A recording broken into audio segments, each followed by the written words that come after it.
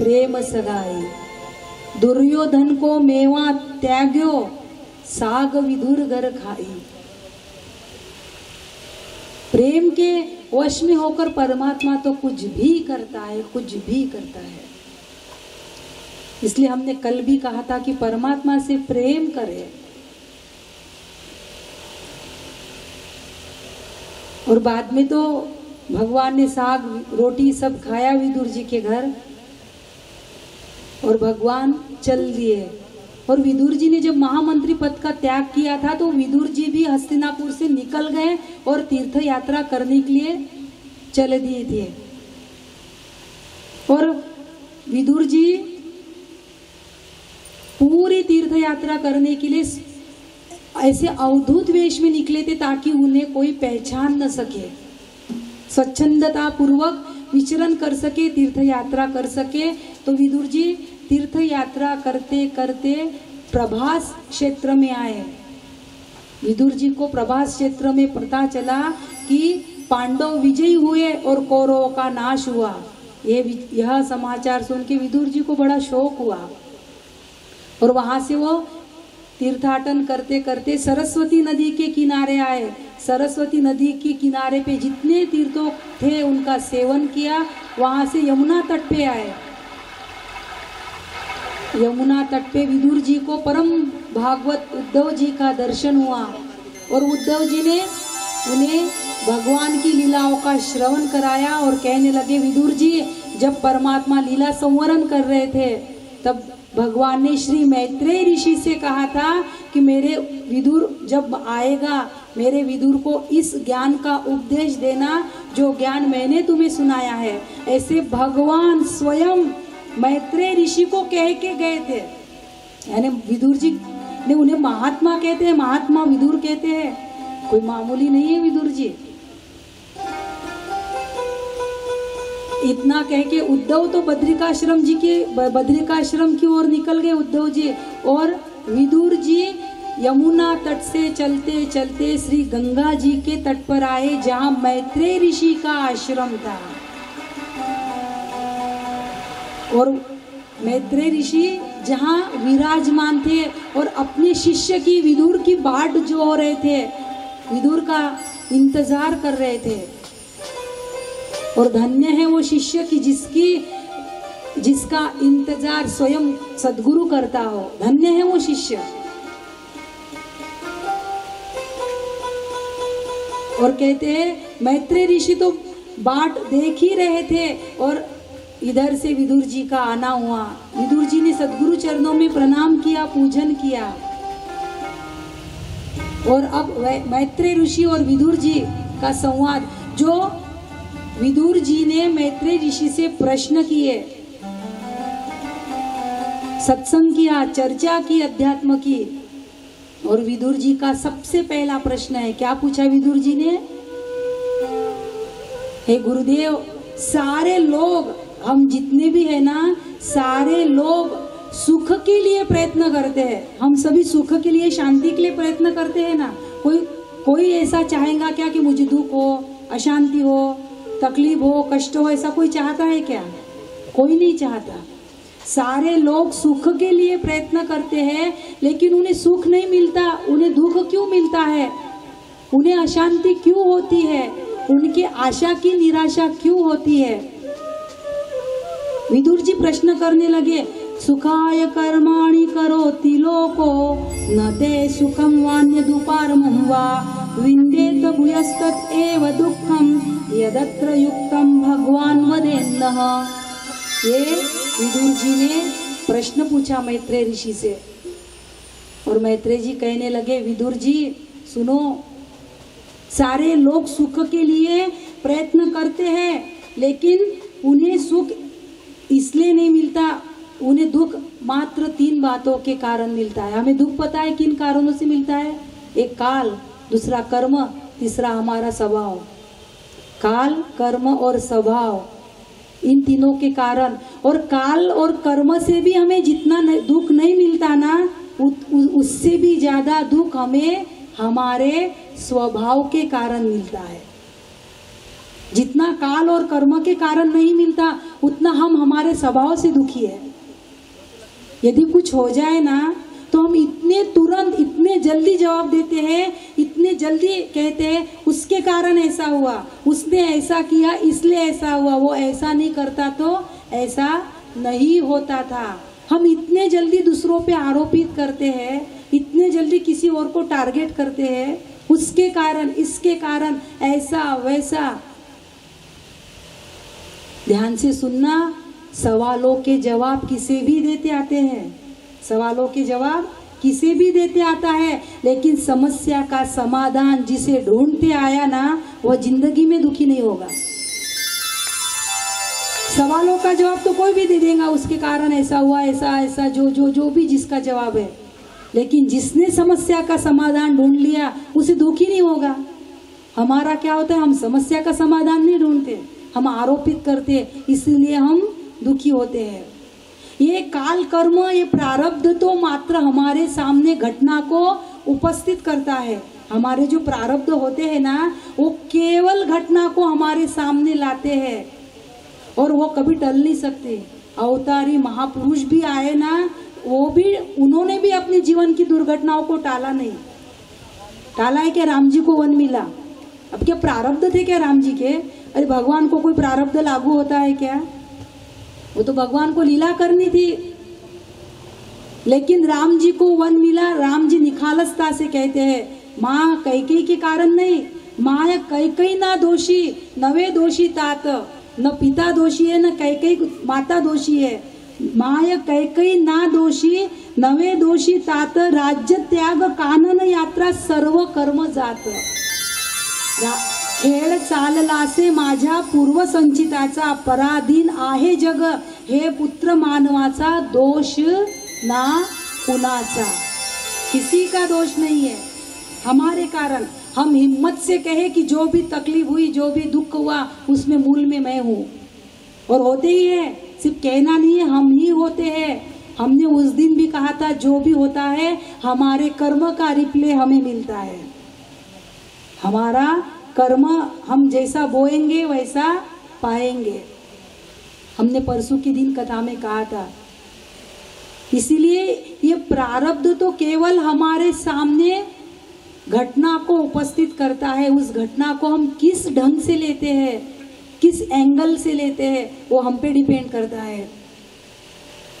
इसीलिए हमेशा आनंदी रहना है, हमेशा सुस्वभावी रहना है, सुख रहना है, खुश रहना है। तो बस इतनी हिम्मत रखना कि जो भी हुआ वो मेरे कारण हुआ, मैंने ऐसा किया इसीलिए ऐसा हुआ। कोई किसी को दुख नहीं देता, कोई किसी को सुख नहीं देता।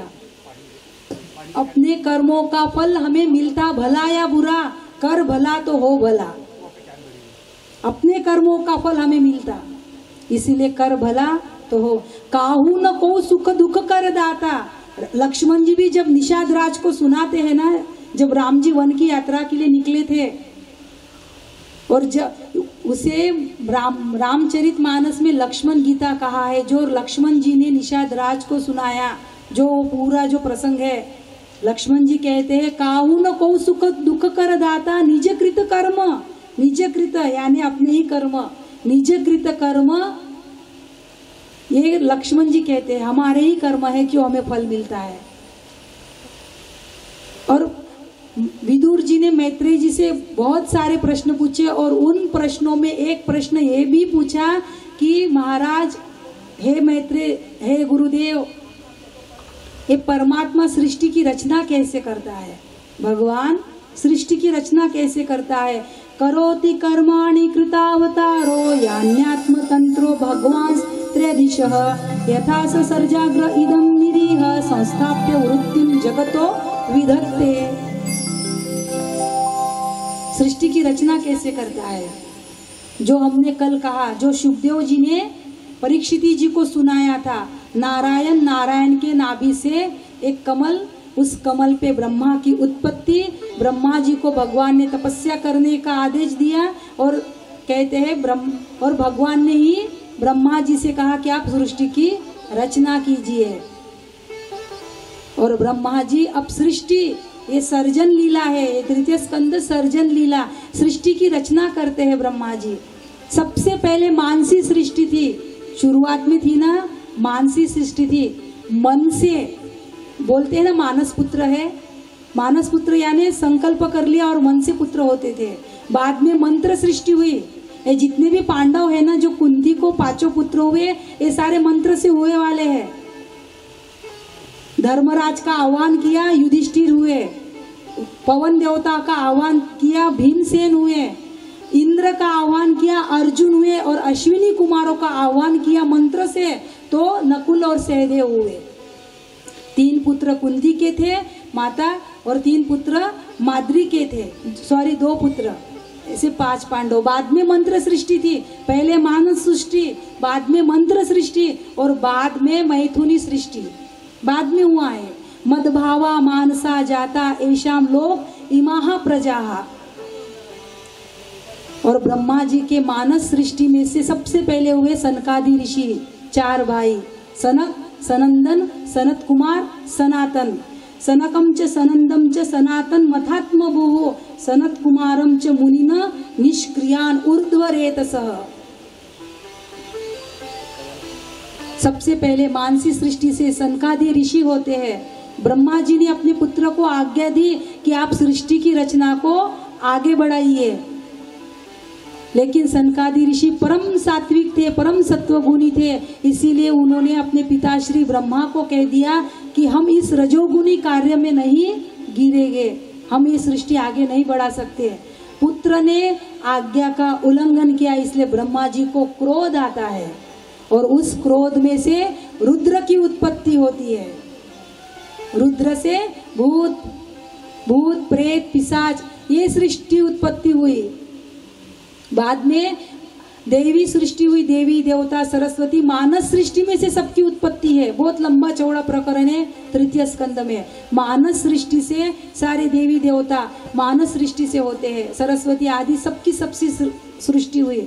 लेकिन ब्रह्मा जी चिंतन करने लगे कि सृष्टि को आगे कैसा बढ़ाए, कैसी बढ़ेंगी ये सृष्टि आगे। तो कहते हैं ब्रह्मा जी के चिंतन के प्रवाह से, ब्रह्मा जी के दक्षिण भाग से यानी दाएं भाग से एक पुरुष उत्पन्न हुआ और बाएं भाग से एक स्त्री उत्पन्न हुई, जो मनु और शत्रुपा, जो सृष्टि के आदि पुरुष माने जाते हैं। स्वयं भुव मनु और शत्रुपा जिनते भई नर सृष्टि अनुपा, मानस में भी है मनु और शत्रुपा। और मनु शत्रुपा उत्पन्न हुए, लेकिन सृष्टि रचने के लिए पृथ्वी ही नहीं थी। इस तृतीय स्कंद में 3 दाम्पत्य जीवन की कथा है, एक कश्यप और दिति, दूसरा देवहूति और कर्दम और तीसरा है मनु और शत्रुपा। ये तीनों दाम्पत्य जीवन की कथा इस तृतीय स्कंद में आती है। मनु शत्रुपा तो उत्पन्न हुए, लेकिन उन्हें सृष्टि करने के लिए पृथ्वी नहीं थी। और कश्यप और दिति भले ही ऋषि दाम्पत्य है, लेकिन समागम का नियम न पालने के कारण उन्हें जो संतति हुई वह दैत्य हुए। कश्यप दिति ऋषि दाम्पत्य है, लेकिन समय चुक गया, इसलिए उन्हें जो संतति हुई वह दैत्य हुए, हिरण्याक्ष और हिरण्यकशिपु। हिरण्याक्ष ने पृथ्वी को चुरा लिया था और समुद्र में छिपा के रख दिया था। अब मनु शत्रुपा उत्पन्न हुए, सृष्टि करने के लिए धरती नहीं थी, पृथ्वी नहीं थी, तो क्या करे? तो कहते हैं ब्रह्मा जी के नासिका से एक छोटा सा वराह निकला, छोटा सा सूक्ष्म रूप का वराह निकला ब्रह्मा जी की नासिका से। किसी ग्रंथ में ऐसा भी आता है कि ब्रह्मा जी ने छींक ली और उस छींक में से वराह निकले। और भागवत में ऐसा वर्णन है कि ब्रह्मा जी के नासिका से वराह भगवान निकले और वो वराह भगवान धीरे धीरे धीरे होते होते बड़े विराट होने लगे। शंखनाद घंटनाद होने लगा, पुष्प की वर्षा होने लगी और सभी ने जय जयकार किया, बोलिए वराह नारायण भगवान की जय। वराह नारायण भगवान प्रकट हुए और वराह भगवान पृथ्वी को समुद्र में से लाने के लिए गए। और इधर हिरण्याक्ष नाम का जो दैत्य था, हिरण्याक्ष नाम का दैत्य ये पूर्व जन्म में श्रीमन नारायण के द्वारपाल थे। आपने कथा सुनी होगी जय विजय, जय विजय ये द्वारपाल थे, लेकिन इन्होंने सनकादि ऋषियों का अपमान किया था। इसीलिए सनकादि ऋषियों ने इन्हें 3 जन्म तक असुर दैत्य होने का श्राप दिया था। मेरे भाई बहन ध्यान से सुनना, दुनिया में बहुत अपराध है, बहुत पाप है, लेकिन सबसे बड़ा अपराध, सबसे बड़ा पाप कौन सा है पता है?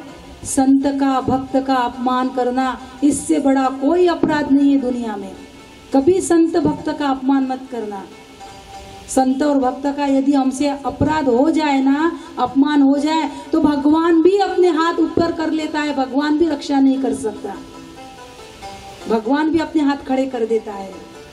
और ऐसे कई उदाहरण हमारे शास्त्रों में मिलते हैं, कई उदाहरण मिलते हैं। भगवान का अपराध किसने किया तो भगवान एक बार का माफ कर देंगे, भगवान का अपराध किया तो। लेकिन भगवान के भक्त का अपराध किया तो परमात्मा माफ नहीं करेगा। जब भरत जी मिलने जा रहे थे ना राम जी से चित्रकूट में, तब देवराज इंद्र कह रहे थे बृहस्पति जी से, देवगुरु से, कि आप हम भरत की भी बुद्धि को पलट दे। जैसे मंथरा की बुद्धि पलटी थी वैसे भरत, बृहस्पति ने कहा भरत संत है, देवराज इंद्र संत की बुद्धि पलट नहीं सकती। सुनु सुरेश रघुनाथ सुबाऊ, सुनु सुरेश रघुनाथ सुबाऊ, निज अपराध रिसाई न खाओ। तुम राम का अपराध करोगे तो माफ कर देंगे, लेकिन जो अपराध भगत कर करही, राम रोष पावक सो जरही। जो भक्त का अपमान करता है वो राम जी के क्रोधाग्नि में जलकर भस्म हो जाता है। इसलिए भक्त का अपमान करने की तो सोचना भी मत।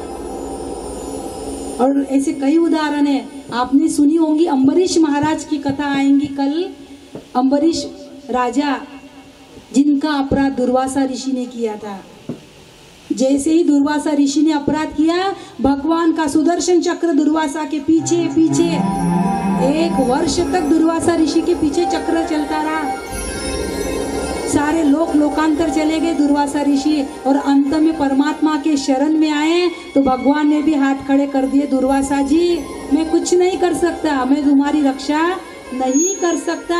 आपने जिस मेरे भक्त का अपराध किया है उसके शरण में जाओ, वह यदि तुमको क्षमादान दे तो कुछ बात बन सकती है। भगवान ने भी हाथ खड़े कर दिए थे। इसीलिए भक्त का, संत का कभी हमसे भूल चूक में भी अपराध न हो। नहीं मानना है संतों को, भक्तों को मत मानो, लेकिन निंदा टीका तो मत करो। और कहते हैं वही जय विजय हिरण्याक्ष हिरण्यकशिपु बने पहले जन्म में, दूसरे जन्म में रावण कुंभकर, तीसरे जन्म में दंतवक्र शिशुपाल। और वही हिरण्याक्ष आ रहा था, पूरे पृथ्वी का भ्रमण कर रहा था, पूरा भ्रमण कर रहा था आकाश में घूमते हुए। पृथ्वी तो थी नहीं, पृथ्वी तो समुद्र में थी, भ्रमण कर रहा था। तो नारद जी मिले हिरण्याक्ष को। हिरण्याक्ष कहने लगा नारद जी से, नारद जी हाथों में बड़े जोरों की खुजली आ रही है, किससे लड़ने भिड़ने का मन हो रहा है। तो आप कुछ लड़ना भिड़ना जानते हो क्या? नारद जी बोले मैं लड़ना भिड़ना तो नहीं जानता, लेकिन लड़वाना भिड़वाना जानता। वो बोले यदि आप तू कहे तो मैं एड्रेस बता सकता। बोले तो हाँ, और ठीक है बोले, और तुम ठीक है मुझे एड्रेस बता दो। तो जाओ बोले श्रीमन नारायण वराह रूप में पृथ्वी को लेके आ रहे हैं। बोले जाओ वहां पे तुम्हारे लायक योद्धा है, बड़े बलशाली है, अपने हाथ की खुजली वहीं जाके मिटाओ। बोले तो हिरण्याक्ष आया और वराह भगवान अपनी दाढ़ों पे, जो दाढ़ें होती है ऐसे, उस पे पृथ्वी को लेके आ रहे थे। तो कहते हैं हिरण्याक्ष और भगवान वराह का घमासान युद्ध हुआ, बहुत युद्ध हुआ, और अंततः भगवान ने हिरण्याक्ष का वध किया, उसका उद्धार किया और पृथ्वी को उसकी कक्षा में स्थिर किया। पुनः गामाविश्य भूतानि धार्याम्य मोजसा, अपनी पृथ्वी को उसकी कक्षा में स्थिर किया और पुनः इस धरती पे सृष्टि आरंभ हुई। और इन मनु महाराज की, जो प्रथम पुरुष है, जो ब्रह्मा जी के दाएं और बाएं भाग से उत्पन्न हुए, मनु महाराज की 5 संतान हुई, 3 कन्या 2 पुत्र। इनका ही सारा ये प्रपंच है, इन 5 संतानों का ही ये जितना प्रपंच है इनका ही है। तीन कन्या आहुति, देवहूति, प्रसूति। आकुति, देवहूति, प्रसूति और 2 पुत्र उत्तानपाद और प्रियव्रत। उत्तानपाद राजा का चरित्र 4th स्कंद में आता है, प्रियव्रत राजा का चरित्र 5th स्कंद में आता है। आकुति नाम की पुत्री रुचि नामक प्रजापति से ब्याही गई, प्रसूति नाम की पुत्री दक्ष प्रजापति से ब्याही गई और देवहूति नाम की पुत्री कर्दम ऋषि से ब्याही गई। और जब देवहूति का कर्दम ऋषि से विवाह हुआ ना, तो विवाह हुए बराबर कर्दम ऋषि तपस्या में लीन हो गए, तपस्या में बैठ गए। और कहते हैं कि देवहूति कर्दम ऋषि की बहुत सेवा करने लगी, सेवा करती थी, अपने पति के आचरण का अनुसरण करने लगी, तपस्या में बैठ गए। और अंततः कर्दम ऋषि अपने तपस्या से उठे और देवहूति को बिंदु सरोवर में ले जा करके स्नान किया। और ये जो पुष्पक विमान है ना, जो रावण लेके आया था कुबेर के पास से, वह पुष्पक विमान की रचना कर्दम ऋषि ने की है। उस विमान से आज जो विमान उड़ रहे हैं ना आकाश में, उसकी ही प्रेरणा है पुष्पक विमान की, जो आज आकाशों में विमान उड़ रहे हैं। ये पुष्पक विमान कर्दम ऋषि ने बनाया था। बिंदु सरोवर में ले जाके कर्दम ऋषि ने देवहूति को स्नान करवाया और इन्हें विहार कराया। और कहते हैं कि कर्दम ऋषि को देवहूति के द्वारा 9 कन्याएं हुई। और कर्दम ऋषि ने पहले ही विवाह होने के पहले शर्त रखी थी कि जैसे ही पुत्र की उत्पत्ति हो जाएंगे मैं फिर से संन्यास आश्रम ग्रहण करूंगा। लेकिन अभी कन्याएं हुई, पुत्र नहीं हुआ। 9 कन्याएं हुई और बाद में 10वें हुए कपिल भगवान, जो साक्षात परमात्मा का अवतार है। माता देवहूति ने साक्षात परमात्मा को अपने गर्भ से प्रकट कराया। देवहूति कपिल भगवान, बोलिए कपिल नारायण भगवान की जय। कपिल भगवान प्रकट हुए और कहते हैं कि जैसे ही पुत्र हुआ, कर्दम ऋषि तो तपस्या के लिए निकल गए, संन्यास आश्रम ग्रहण कर लिया। 9 कन्याएं 9 ऋषियों से ब्याही गई। ब्रह्मा जी के जो 10 मानस पुत्र है ना, भृगु, वशिष्ठ, अंगिरा, जो भी है, पुलस्त्य, क्रतु, जितने भी है, इन 9 पुत्रों से, और 10वें नारद जी, अब नारद जी तो ब्रह्मचारी थे, इन 9 पुत्रों को कर्दम ऋषि की 9 कन्याएं ब्याही गई। कन्याएं अपने घर चली गई, पति तपस्या करने के लिए चले गए। देवहूति को बड़ा पश्चाताप होने लगा कि इतना मनुष्य शरीर मिलके भी मैंने कुछ साधन भजन नहीं किया। देवहूति को पश्चाताप होने लगा। आखिर देवहूति अपने पुत्र के पास आती है और अपने मन के जितने भी संशय थे सब अपने पुत्र के पास रखती है कि बेटा मेरे इन संशयों का निराकरण कर दो। और कहते हैं कि कपिल भगवान ने अपने माता देवहूति को उपदेश दिया, जिसे सांख्य शास्त्र कहते हैं। सांख्य शास्त्र का उपदेश दिया। पहले तो सृष्टि प्रकरण सुनाया, सृष्टि की रचना कैसे हुई वो सिखाया। बाद में नित्य नियम क्रम कैसा करना चाहिए वो बताया, कैसे पूजा पाठ साधना क्या क्या करनी चाहिए वो बताया सब। और बाद में गर्भ गीता का पाठ श्रवण कराया। गर्भ गीता यानी ये जो बालक माता के गर्भ में आता है तो कैसे आता है, कैसा उसका जन्म होता है, उसे क्या क्या पीड़ा झेलनी पड़ती है, इसका सारा उपदेश कपिल भगवान ने दिया। हमें पता नहीं है कि एक बालक जब गर्भ में आता है तो उसकी दशा कैसी होती है, उल्टा मुंह होता है, हमें पता नहीं है। बालक उसको क्या क्या पीड़ा क्या क्या वेदना उठानी पड़ती है गर्भ में। गर्भ यानी एक अंधकूप, एक कुआं होता है ना जिसमें अंधेरा हो, गर्भ यानी अंधकूप। वो बालक की ऐसी दशा में होता है, जठराग्नि चारों ओर से उसको जलाती रहती है। हमारे भीतर जठराग्नि है ना जो हमारा अन्न पचाती है, अग्नि है पेट में तो भी तो अन्न पचता है। जठराग्नि उसको चारों ओर से जलाती है उस बालक को, गर्भ के बालक को, और वो रोता है, चीखता है, चिल्लाता है। लेकिन अब उसकी आवाज कौन सुने? आवाज तो कोई नहीं सुन सकता गर्भ के बालक की। तो कहता है वो रोता, चिल्लाता, पुकारता, लेकिन कोई उसकी आवाज नहीं सुनता, वो पड़ा रहता है गर्भ में। ये हमें शास्त्र बताते हैं, शास्त्र में इसका उल्लेख आता है। तब उस जीव के पास भगवान जाते हैं, उसका रोना चिल्लाना पुकारना सुन के उस जीव के पास भगवान जाते हैं और पूछते हैं, बेटा तू क्यों रो रहा, क्या हो गया?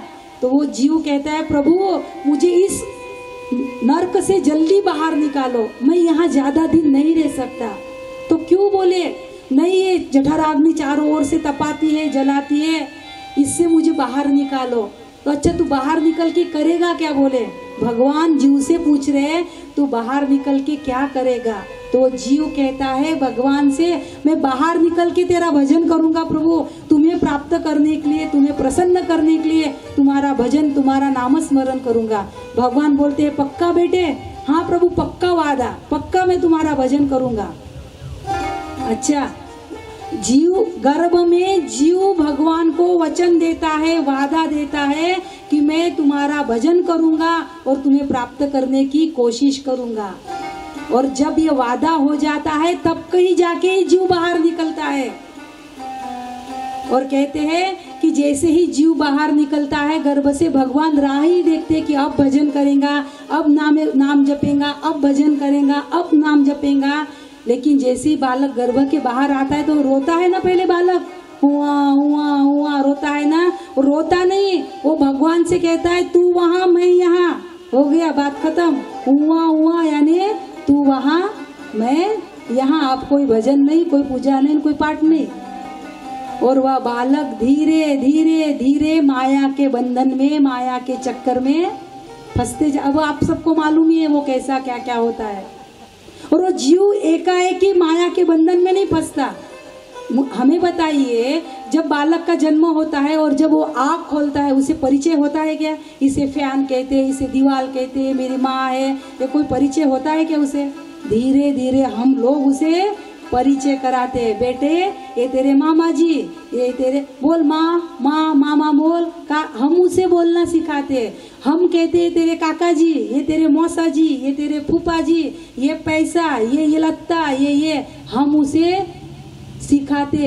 यानी वो हम कहते उसे, बेटा हमने तो जीवन भर तेरी मेरी की, ये तेरा मेरा, अब हम तुझे भी तेरा मेरा कहना सिखाते हैं।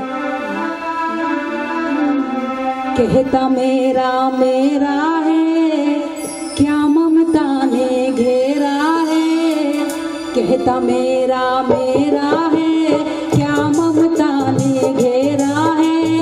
विचार करके देख जरा, अरे कौन यहाँ पर तेरा है। विचार करके देख जरा, अरे कौन यहाँ पर तेरा है। कहता मेरा मेरा है, क्या ममता ने घेरा है। कहता मेरा मेरा है, क्या ममता ने घेरा है। विचार करके देख जरा, क्या तेरा क्या मेरा है।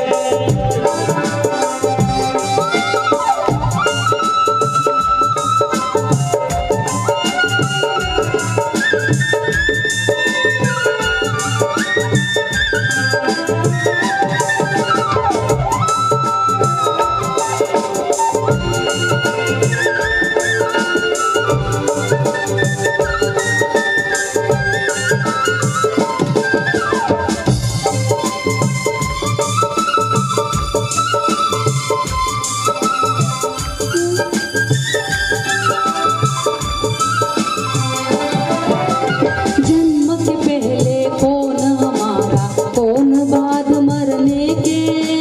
जन्म के पहले कौन हमारा, कौन बाद मरने के। जन्म के पहले कौन होता है हमारा? कोई होता है क्या? कोई नहीं होता। और मरने के बाद में भी सारे रिश्ते नाते छूट जाते हैं शरीर के साथ में, कोई नहीं होता। फिर भी जीवन भर तेरा तेरा मेरा मेरा करते रहते हैं हम। जन्म के पहले कौन हमारा, कौन बाद मरने के। यह नश्वर दुनिया के नाते सदा नहीं रहने के। यह नश्वर दुनिया के नाते सदा नहीं रहने के। मुसाफिरों का डेरा है, दुनिया रे न बसेरा है। मुसाफिरों का डेरा है, दुनिया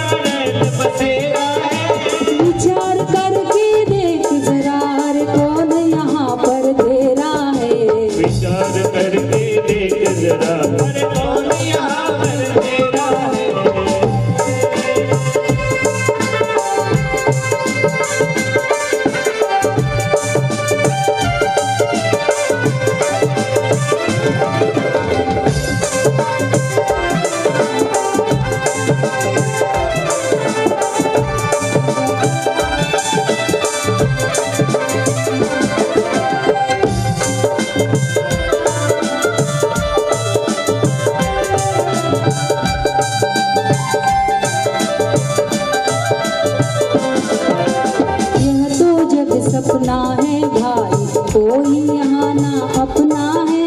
ये तो जग सपना है भाई, कोई यहाँ न अपना है। यह जग एक सपना है, इसका मतलब ऐसा नहीं कि रिश्ते नाते निभाओ मत, बहुत अच्छे से निभाइए रिश्ते। यारी बैग भर के रेडी, जैसे हमें कहीं बाहर जाना रहता है तो पहले हम तैयारी करके रखते हैं ना, टाइम पे थोड़ी तैयारी होती है। अब 1 बजे की ट्रेन है, 12:30 बजे थोड़ी तैयारी करेंगे, थोड़ी 1-2 दिन पहले से क्या क्या लेना है, अचार से सब तैयारी रहती है हमारी। धाम में जाते हैं तो अचार की डिब्बी, भले उसका तेल गिरते जाता कपड़ों पे, लेकिन इसीलिए करो सब, कोई मनाही नहीं है, सब करो, सारे ऐश्वर्य भोगो, लेकिन इतने हल्के रहना कि काल रूपी इनकम टैक्स की रेड पड़े, उसके पहले हमारा हिसाब नील हो जाए। बस इतनी तैयारी करना, क्योंकि दुनिया में खूब कमाया, क्या हीरे क्या मोती, दुनिया में खूब कमाया, क्या हीरे क्या मोती, पर क्या करे यारो, कफन को जेब नहीं होती, कफन में जेब नहीं होती, वहाँ व्यवस्था ही नहीं बनी है कफन में जेब की। इसलिए खूब कमाओ, खूब जमाओ, लेकिन ढीले ढीले रहो। हल्का व्यक्ति उड़ सकता है, हल्की पतंग होती है इसलिए उड़ती है, भारी व्यक्ति उड़ता नहीं, भारी व्यक्ति डूबता है, इसलिए हल्के रहो। यह तो जग सपना है भाई, कोई यहाँ ना अपना है। ये तो जग सपना है भाई, कोई यहाँ न अपना है। अपने ही सुख में सब लागे देखे, अपना अपना है। अपने ही सुख में सब लागे देखिए, अपना अपना है। सब कर्मों का फेरा है, जीव माया का चेहरा है। सब कर्मों का फेरा है, माया का तेरा है। विचार करके देख जरा, रे कौन यहाँ पर तेरा है। विचार करके देख जरा, कौन यहाँ पर तेरा है।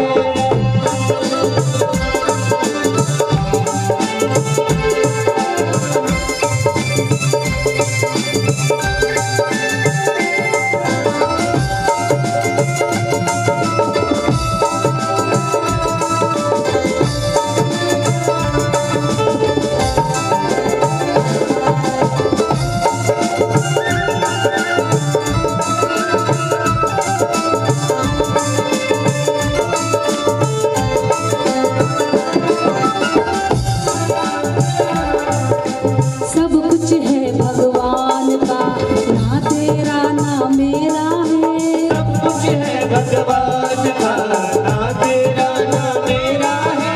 बस छोड़ दो सब भगवान पे, सब अर्पण कर दो। हमने कल भी कहा था प्रभु हम ऐसे हैं, अब तू कैसे हमें स्वच्छ बनाता, बस तेरे अर्पण, सब भगवान पे छोड़ दो। बस कर्म करे हम, कर्मण्येवाधिकारस्ते मां फलेषु कदाचन, फल की आशा न करते हुए हम केवल कर्म करते रहे। सब कुछ है भगवान का, ना तेरा ना मेरा है। सब कुछ है भगवान का, ना तेरा ना मेरा है। नारायण भजन करो, बस यही कर्तव्य तेरा है। नारायण भजन करो, बस यह कर्तव्य तेरा है। भक्ति का उजियारा है, माया का अंधियारा है। भक्ति का उजियारा है, माया का अंधियारा है। विचार करके देख जरा, अरे कौन यहाँ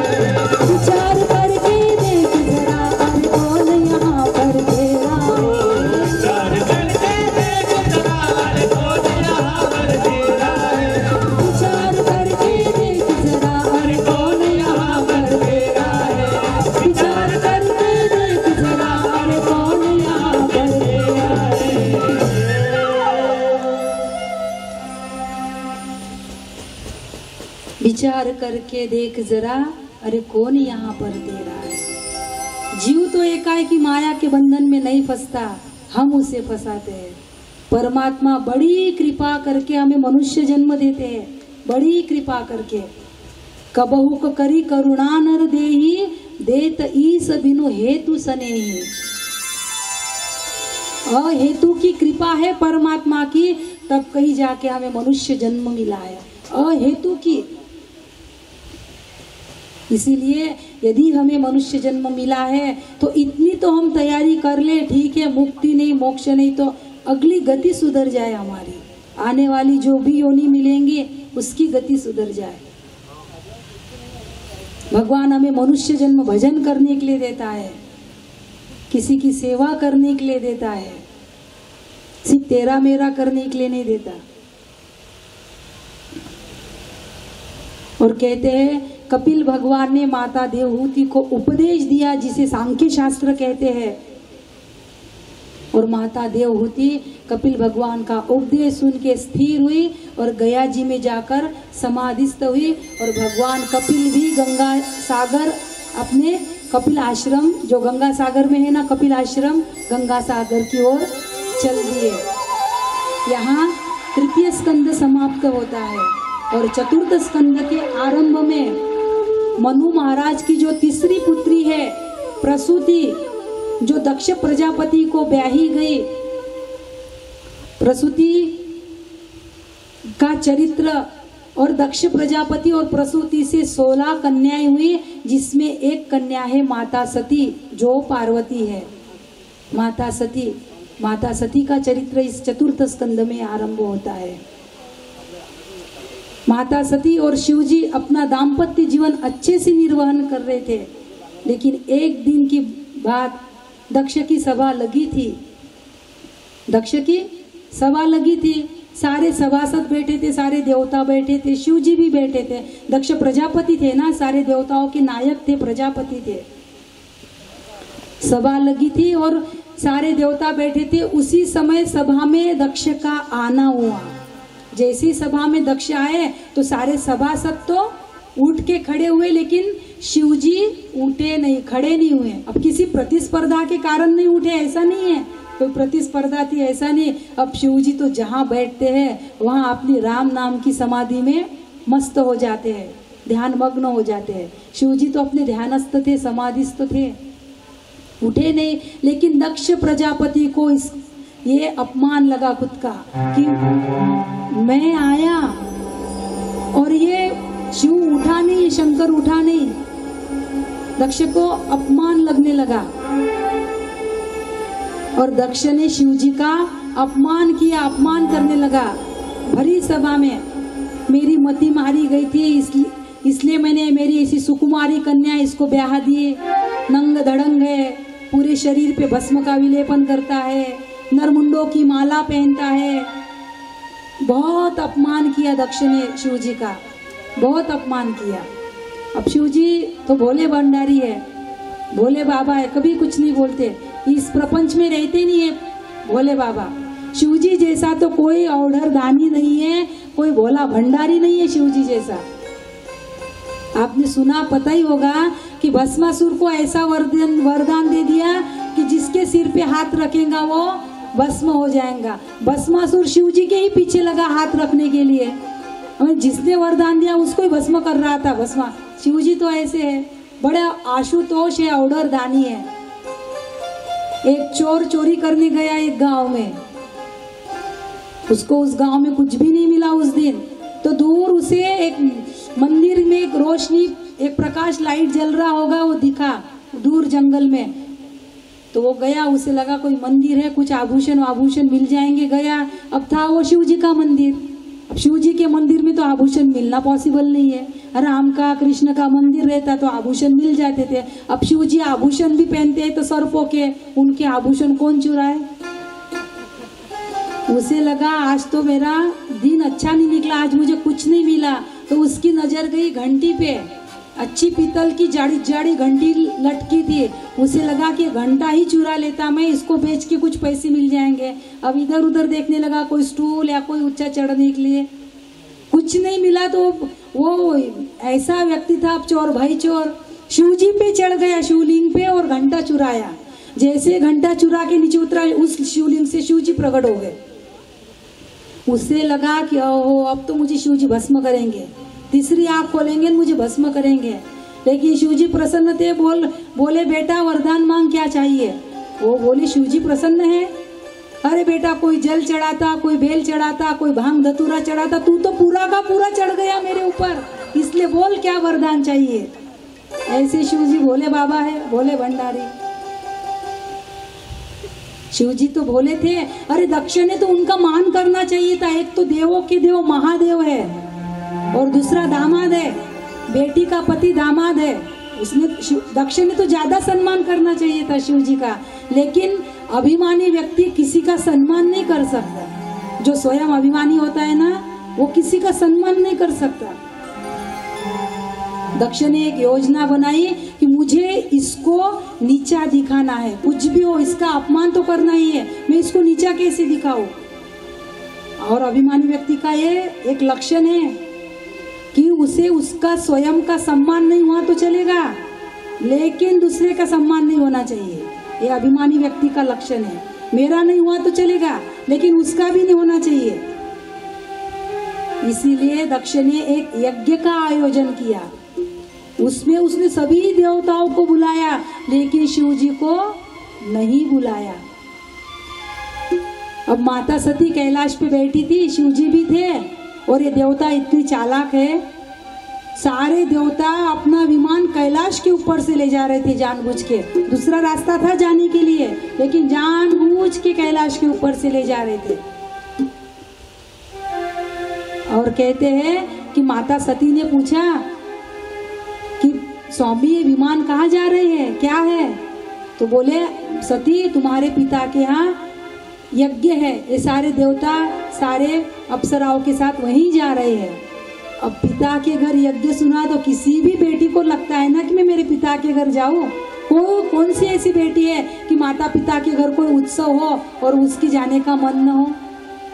तो सती को लगा कि स्वामी आप यदि आज्ञा दो तो मैं भी जाऊं मेरे पिता के यज्ञ में। शिव जी ने कहा सती जाने के लिए तो कोई बात नहीं है, लेकिन तुम्हें निमंत्रण कहाँ आया है और निमंत्रण के बिना कैसे जाओगे? तो सती ने कहा स्वामी माता पिता के घर, स्वामी के घर, गुरु के घर और मित्र के घर, इन चारों के घर जाने के लिए निमंत्रण की आवश्यकता नहीं होती। माता पिता, स्वामी, गुरु और मित्र, इन चारों के घर जाने के लिए निमंत्रण की क्या आवश्यकता? शिव जी ने कहा बात तो सही है सती, माता पिता के घर कोई आवश्यकता नहीं निमंत्रण की, लेकिन जहाँ जाने से हमारा विरोध होता हो वहाँ जाने में कल्याण नहीं है। तदपि विरोध मान जह कोई, तहा गए कल्याण न होई। शिव जी कहने लगे मत जाओ सती, लेकिन सती आग्रह करने लगी, और आग्रह तो 9 ग्रह से भी भारी है। आग्रह 9 ग्रहों से भी भारी है। अब सती ने आग्रह किया तो शिव जी ने रोका नहीं। ठीक है सती, तुम्हारी इच्छा है तुम जाओ, मैं तो नहीं आऊंगा। और सती नंदीश्वर के साथ में, अच्छा नंदीश्वर को सजाया और नंदीश्वर के साथ में शिव जी ने सती को भेज दिया। जैसे ही सती अपने पिता के घर आई और दक्ष यज्ञ देखा तो कहीं पे भी सती को शिव जी का भाग नहीं दिखा, शिव जी का स्थान नहीं दिखा। और बहनों के स्थान दिखे, और बहनों के पतियों के बहनोइयों के स्थान दिखे, लेकिन शिव जी का स्थान नहीं दिखा। सती को शिव जी की बात याद आई कि स्वामी ने नहीं कहा था कि मत जाओ। सती रुदन करने लगी खड़े खड़े, और पिताश्री से कहने लगी पिताजी आप शिव को जान ही नहीं पाए, आप शिव की महिमा को समझ ही नहीं पाए, शिव की महिमा क्या है आप समझ ही नहीं पाए। और कहते हैं माता सती ने योगाग्नि से अपने शरीर को भस्म कर दिया। सुनहु सभासद सकल मुनिंदा, कही सुनी जिन शंकर निंदा। सती सारे सभासदों को आह्वान करके कहने लगी जिसने भी शंकर की निंदा की उसको उसका फल जरूर मिलेगा। अस कही अग्नि योग तनुजारा, भयउ सभा मख हाहाकारा। और कहते हैं सती ने अपने योगाग्नि से अपने शरीर को भस्म कर दिया। यह समाचार मिला शिव जी को। शिव जी ने अपनी जटा निकाली, पृथ्वी पटक दे मारी और उस जटा में से एक वीरभद्र नाम का रुद्रगण प्रकट हुआ। और कहते हैं कि शिव जी ने उसे वीरभद्र को यज्ञ को विध्वंस करने के लिए भेजा। वीरभद्र आए, वीरभद्र करी कोप पठाए, शिव जी ने पठाया और वीरभद्र ने आके यज्ञ को नहेस तहेस कर दिया और दक्ष का जो सिर है वो धड़ से अलग कर दिया। सारे देवता, सारे ऋषि मुनि, ब्रह्मा सब शिव जी के पास आए। शिव जी को प्रसन्न करने के लिए शिव जी की स्तुति गाने लगे और शिव जी तो जल्दी प्रसन्न होते, तो शिव जी प्रसन्न हो गए और कहते हैं कि दक्ष को बकरे का सिर लगाया। दक्ष को, रामायण में आती है ये कथा, दक्ष को बकरे का सिर लगाया। बकरे का सिर क्यों लगाया? जो मैं करता है उसे तो बकरे का सिर ही लगेगा। दक्ष बहुत अभिमानी थे और अभिमानी व्यक्ति मैं करता है। मैना ने मैं ना कही, मैना एक पक्षी है ना, मैना ने मैं ना कही तो मोल भयो 10-20। मैना ने मैं ना कही तो मोल भयो 10-20 और बकरी ने मैं कही तो कबीर कटायो शीश। बकरी मैं करती है तो कबीर कहते हैं कबीर कटायो शीश। दक्ष को बकरे का सिर लगा। शिव जी यानी इतने कृपालु है, इतने दयालु है, इतने भोले बाबा, भोले भंडारी है, तुरंत प्रसन्न होने वाली देवता कोई है तो केवल शिव जी है। बहुत जल्दी प्रसन्न होते हैं शिव जी। इसीलिए थोड़ा सा शिव जी का हम एक भजन के द्वारा स्मरण कर ले। थोड़ा सा शिव जी का भी भजन स्मरण होना चाहिए, थोड़ा स्मरण करें इस भजन के द्वारा।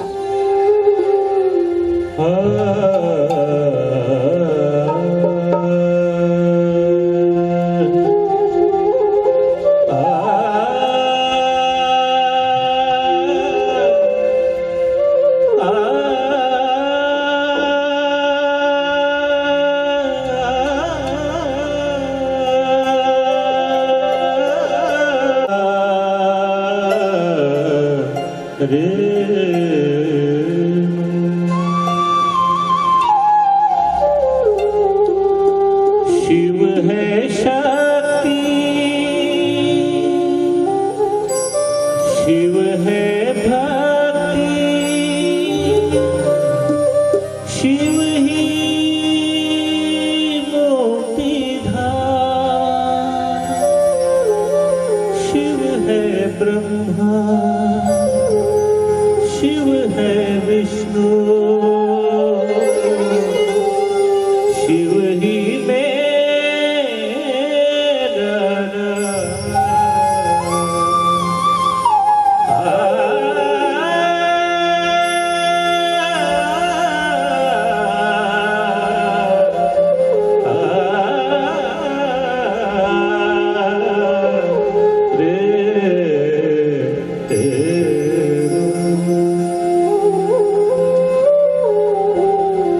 ऐसी सुमन आए न ऐसी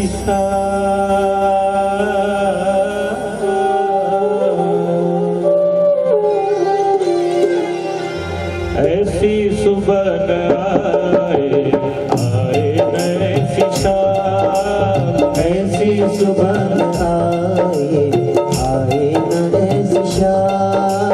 ऐसी सुमन आए न ऐसी शाम। ऐसी सुमन आए न ऐसी शाम। जिस दिन सुबह पे मेरी, जिस दिन सुबह पे मेरी आए न शिव का नाम। ऐसी सुमन आए न ऐसी शाम।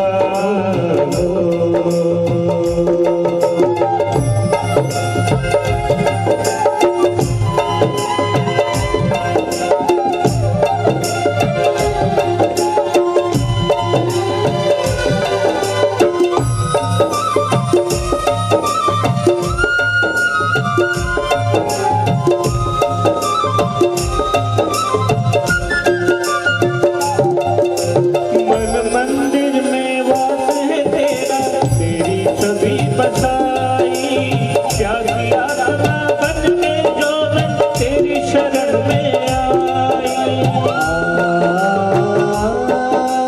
मन मंदिर में वास है तेरा, तेरी छवि बसाई, प्यासी आत्मा बन कर जो तेरी शरण में आई।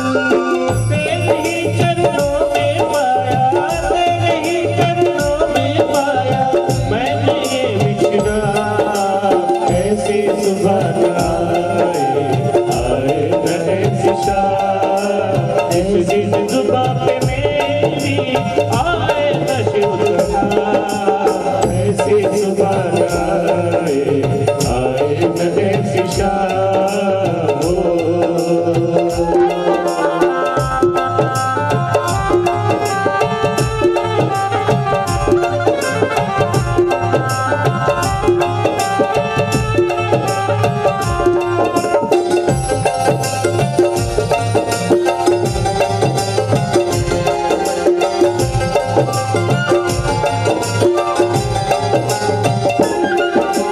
सर्वकला संपन्न तुम्ही हो ऐ मेरे परमेश्वर, दर्शन देके धन्य करो ऐ मेरे रामेश्वर।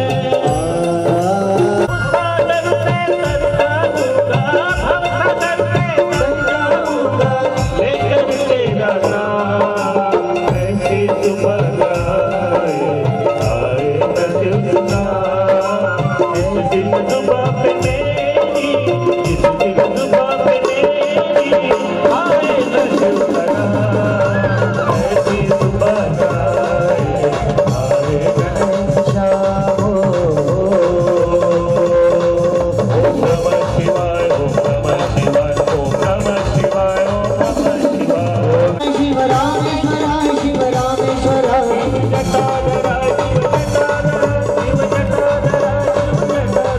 शिव जटाधरा, शिव जटाधरा, शिव जटाधरा, शिव जटाधरा। ओम नमः शिवाय, ओम नमः शिवाय, ओम नमः शिवाय, ओम नमः शिवाय। नमः शिवाय, नमः शिवाय, नमः शिवाय, नमः शिवाय।